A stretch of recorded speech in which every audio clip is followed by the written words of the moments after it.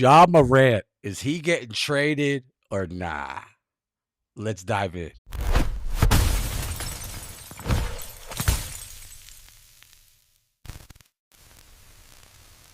If I gotta make an educated guess, Ja Morant just bought a mansion, I think about a couple weeks ago in Miami, Florida.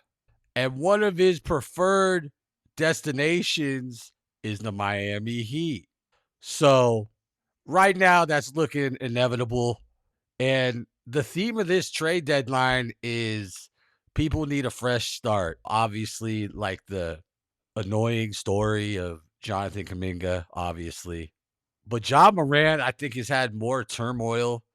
His whole situation where he's doing the whole flashing a gun in the strip club type thing, and then him apologizing and then doing something similar after that. It's just been a downhill road. And while I thought John Morant was going to recover after that, he just really didn't because the injury bug got him and he's been more injured than ever or more injured than actually on the court, obviously.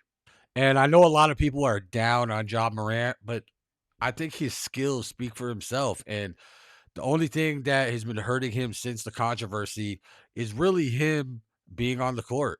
And I think him in Memphis right now, while I think he's done a lot of good there, especially early on in his career, I feel like it's time to turn the page and go to the next chapter of John Morant's career.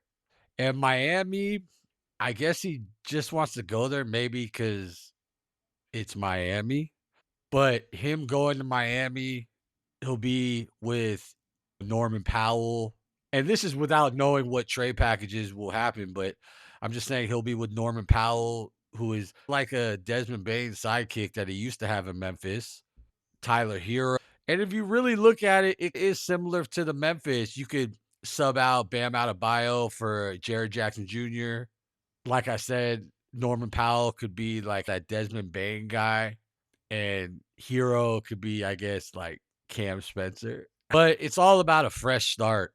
So I think that's what he really wants. And if he wasn't able to go to Miami or that trade doesn't happen, I think a good spot that has been rumored is maybe him going to the Minnesota Timberwolves, teaming up with Ant Man. I think that would just be like, two young guys that kind of are in the same level as far as what they're going through. That might be a good union that needs to form.